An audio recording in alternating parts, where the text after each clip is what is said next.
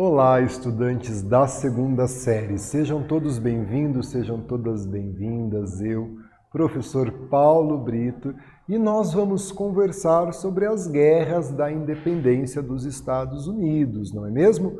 Vamos dar uma olhadinha aqui no nosso objetivo, compreender as consequências da independência dos Estados Unidos aí nesse contexto global, né?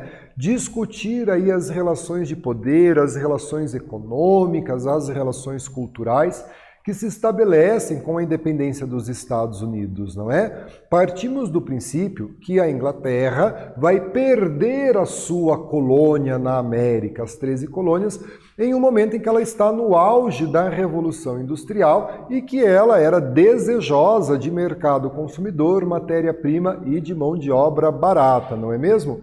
E olha só, pessoal, você se lembra em quais ideias a Constituição dos Estados Unidos ela foi inspirada?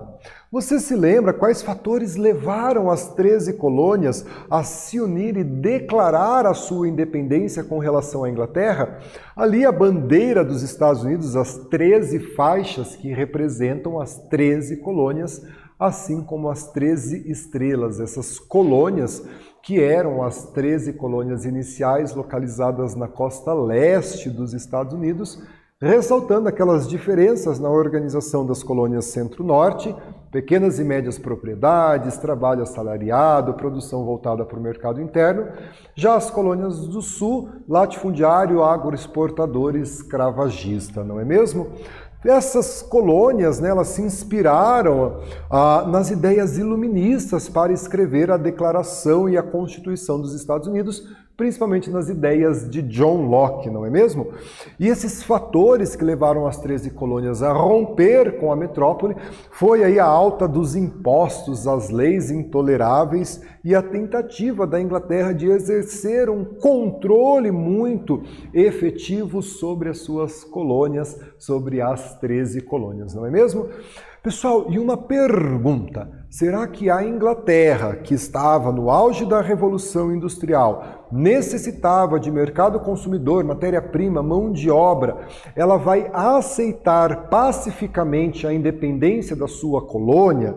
Será que ela não vai se organizar para tentar reverter esse quadro? Os Estados Unidos declararam a sua independência no dia 4 de julho de 1776.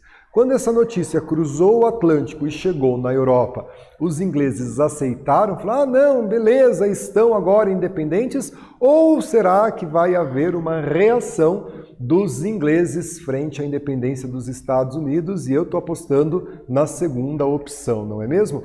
A Inglaterra não aceitou pacificamente a perda dos seus territórios, né, pessoal? Seguiram-se aí 6 anos de conflitos, né? A partir de 1776 até final de 82, início de 83, nós vamos ter aí as batalhas pela independência dos Estados Unidos. Trago aqui para vocês essa imagem, né, do filme que é retratado pelo cinema, chamado O Patriota, que traz, né, uma visão romanceada, obviamente, se trata de um filme da luta da independência dos Estados Unidos, tá? Lembre-se sempre de verificar a classificação indicativa do filme, né? Converse com seus responsáveis antes de assistir ao filme e veja se ele é adequado à sua idade, pessoal. Proclamar a independência, como aconteceu com a Inglaterra, com os Estados Unidos no ano de 1776, não significou o seu imediato reconhecimento, assim como foi o processo brasileiro também. Nós proclamamos a nossa independência em 22 e a gente vai então para um processo de reconhecimento da independência do Brasil. Com os Estados Unidos, a mesma questão. Proclamam a sua independência e vamos ter aí um processo de reconhecimento dessa sua independência, né? E os patriotas tiveram, portanto, que travar aí uma difícil e prolongada guerra contra os casacas vermelhas, como eram conhecidos os soldados ingleses. Os patriotas vão contar com a ajuda, né, da França. França que tinha um certo revanchismo contra a Inglaterra, havia perdido a Guerra dos 7 Anos, né? Então aqui, ó, a Batalha de Saratoga, uma das principais batalhas, ela conta com o apoio dos franceses e também dos espanhóis. Um outro dado importante, durante a Guerra dos 7 Anos, que aconteceu entre os anos de 1756 e 63, entre a Inglaterra e França, ocorrida na América, os colonos foram armados e treinados pelo exército inglês. Quando eles vão para a Guerra da Independência, eles têm acesso às armas e eles têm, grande parte deles, treinamento militar. A Batalha de Yorktown foi uma batalha decisiva para o desfecho da guerra. Então, nós tivemos aí batalhas sangrentas nesse processo de independência dos Estados Unidos, né? E em 1783, a assinatura do Tratado de Paris, e a Inglaterra reconhece a independência dos Estados Unidos da América, né? Nascia aí então os Estados Unidos da América. E aqui a última página do Tratado de Paris, assinado aí pela Inglaterra, reconhecendo a independência da sua ex-colônia, agora chamada Estados Unidos da América, não é? E olha aqui uma atividade, pessoal. Em seu folheto, Thomas Paine afirmava ser um absurdo que um continente fosse perpetuamente governado por uma ilha. Esse foi um poderoso elemento da propaganda da independência. Quais elementos dessa imagem mostram o que o Thomas Paine diz para a gente, não é? Responda a atividade e a gente volta para fazer a correção juntos.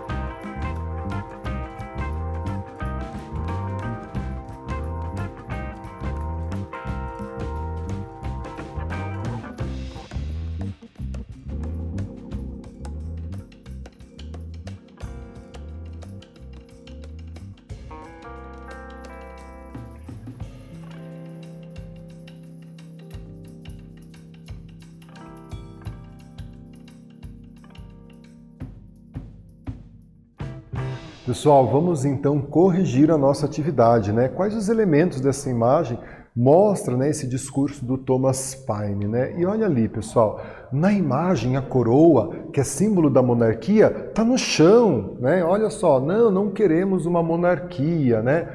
Paine está prestes a pisá-la e também está escrevendo algo, né, que pode ser associado à Declaração de Independência dos Estados Unidos. Então vejam, né, a partir aí de uma imagem a gente começa a refletir sobre esse processo. Um continente não pode ser governado por uma ilha, né, monárquica. E vejam, além de estar no chão, ela também está quebrada, né? Então essa representação desse processo de independência. E a repercussão dessa independência, né? Os Estados Unidos foi, portanto, o primeiro país a se tornar independente da América, como eu disse a vocês, vai ser, né, uma influência para os demais países da América que vão conquistar a sua independência, principalmente ali no início do século XIX. Uma independência que vai ser marcada, conduzida, assim como a dos Estados Unidos e dos outros países, por uma elite burguesa branca, né? A exceção, você deve se lembrar, é o Haiti, que tem a sua independência conduzida por negros. A luta dos colonos ela vai então inspirar vários movimentos de independência no continente, inclusive aqui no Brasil, com a independência do Brasil em 1822. Também abalou as bases do absolutismo e do antigo regime na Europa, né? Isso vai criar, aí vai deixar as monarquias europeias de cabelo em pé, né? Ou seja, uma colônia conseguiu vencer uma guerra contra a sua metrópole e vai se tornar independente. Isso vai aí deixar preocupada a monarquia portuguesa, a monarquia espanhola, a monarquia francesa, que vai passar pela Revolução Francesa, né? Então vai abalar também as estruturas do antigo regime. Com as ideias de liberdade, de um governo liberal, influenciou a Revolução Francesa, que tem início no ano de 1789. E a Constituição dos Estados Unidos foi considerada bastante avançada para a época. Mas espera aí, pessoal, isso não significou acesso à cidadania a todos os colonos. E a gente precisa discutir sobre isso, né? Para os indígenas, a independência traria prejuízos, pois a partir disso, né, a partir da independência, aumenta a pressão dos colonos sobre as terras indígenas, como, por exemplo, no oeste do Mississippi. Aí a gente vai ter, principalmente no século XIX, o Far West, né, a conquista do oeste, dizimando as populações indígenas que habitavam, principalmente o meio oeste dos Estados Unidos e a costa oeste, banhada pelo Oceano Pacífico, não é mesmo? Então é uma independência que traz ali as suas rupturas, mas que tem as suas permanências, como por exemplo no processo de exclusão, e também aí a perseguição aos grupos indígenas, dizimando esses grupos, não é? E a independência vai beneficiar os homens brancos e adultos, não é? Essa burguesia, né? Então essa representação aqui, ó, nativos em plantações. Então a figura do homem branco, bem trajado, vestido ali, né? Encontra outros grupos sociais trabalhando nessas plantações, não é mesmo? Os africanos escravizados que foram levados para a América do Norte, principalmente para as colônias do Sul, os plantations agroexportadores, né, continuaram nas mesmas condições, não é mesmo? Não vai ter uma independência, um acesso à saúde, a direitos para essa parcela da população. Algo que permaneceu nos Estados Unidos até os anos de 1960. Basta a gente lembrar de Martin Luther King, né, e a sua luta contra a segregação racial nos Estados Unidos. Mais recentemente, o movimento de vidas negras importam, porque esse racismo estrutural que encontra suas raízes em um processo de colonização e de exclusão da população afro-americana, não é? As mulheres excluídas do direito ao voto, né? Então é uma independência e é uma cidadania para uma elite branca masculina, não é mesmo? E aqui a gente tem uma atividade, olha só, pessoal. Para grupos como os indígenas norte-americanos, a independência representou uma sensível piora. Vai aí dizer o Leandro Carnal para a gente.